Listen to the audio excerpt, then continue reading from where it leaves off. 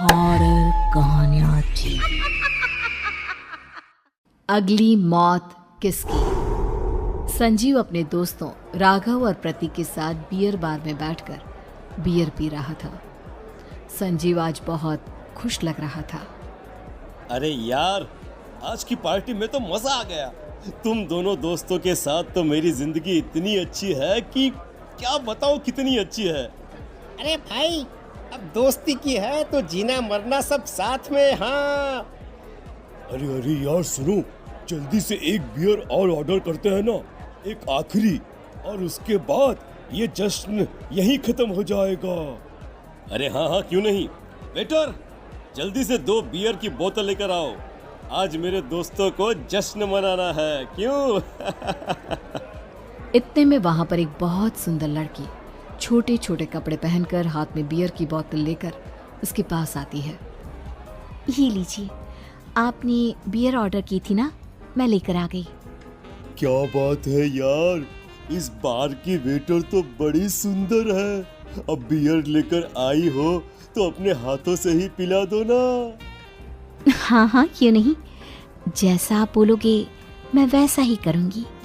क्या बात है यार, अब तो लगता है रोज यहीं आना पड़ेगा। उसके बाद वो लड़की उन तीनों को बियर सर्व कर देती है। पार्टी करने के बाद वो तीनों अपने अपने घर जाते हैं। प्रतीक, संजीव और राघव को उनके घर छोड़कर जैसे ही अकेला अपनी कार में आकर बैठता है तो अचानक उसे एहसास होता है जैसे उसकी कार की पीछे वाली सीट पर कोई बैठा हुआ है। वो तुरंत पीछे मुड़कर देखता है। तुम यहाँ क्या कर रही हो? और तुम मेरी कार में कब आई? अरे तुम तो बार में वेटर थी ना। बस ऐसे ही मेरा दिल कर रहा था आपके साथ आपके घर चलने का, इसलिए मैं आपके साथ चली आई। अरे लेकिन तुम मेरी कार में आई कब? अभी कुछ देर पहले तो यहाँ पर मेरे दोस्त बैठे हुए थे। प्रतीक के इतना बोलते ही उस लड़के का चेहरा खतरनाक तरीके से बदल जाता है। उसकी आंखें पत्थर की तरह सफेद और पूरे शरीर पर नीली नीली नसें उभर आती है। गाड़ी चलाओ, पूरी स्पीड में चलाओ, और अगर तुमने गाड़ी रोकने की कोशिश भी की तो मुझसे बुरा कोई नहीं होगा। डर की वजह से प्रतीक के पसीने छूटने लगते हैं। उसका शरीर बुरी तरह से कांप रहा था। प्रतीक बिना कुछ सोचे समझे कार को फुल स्पीड से चलाना शुरू करता है। चलते चलते वो शहर से दूर एक पहाड़ी पर पहुंच जाता है और सामने अब सिर्फ पहाड़ी का किनारा दिख रहा है, जिसे देख प्रतीक घबराकर अचानक से कार को ब्रेक लगाता है। देखो, मुझे छोड़ दो मुझे। अगर मैंने गाड़ी जरा सी भी आगे बढ़ाई तो हम दोनों नीचे गिरकर मर जाएंगे। ये तो तुम्हें पहले सोचना चाहिए था ना। अब कुछ नहीं हो सकता।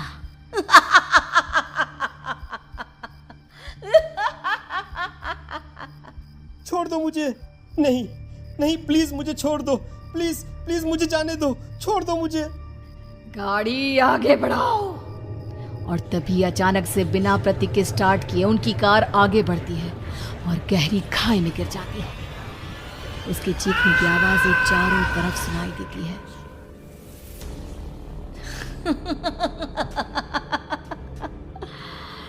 तुझे मारकर मेरे कलेजे में जल रही आग को थोड़ी शांति तो मिल गई, लेकिन अभी ये कहानी खत्म नहीं हुई।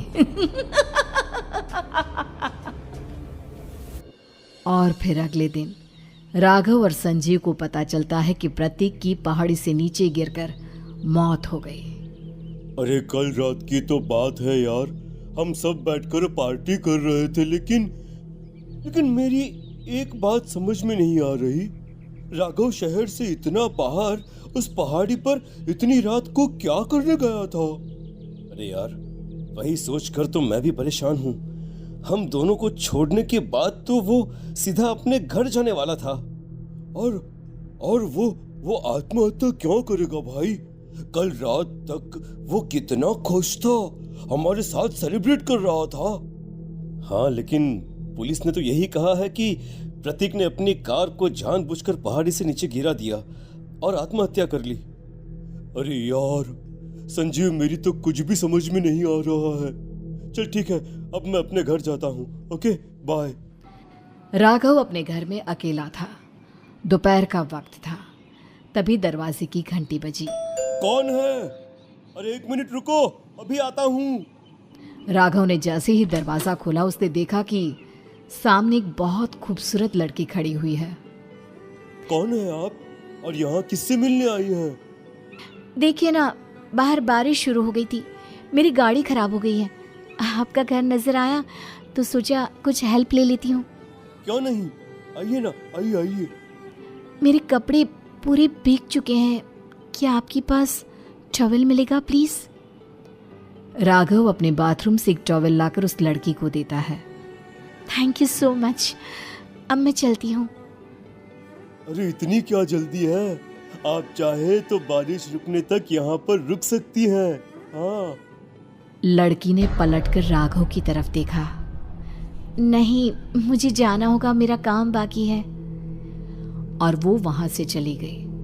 उस लड़की के जाने के बाद राघव अपने बाथरूम में नहाने के लिए गया और जैसे ही उसने बाथरूम में देखा तो उसका टॉवल वहीं पर लटका हुआ था। उसने टॉवल हाथ में लिया तो देखा कि उसका पूरा टॉवल खून के धब्बों से सना हुआ है। अरे अरे ये क्या?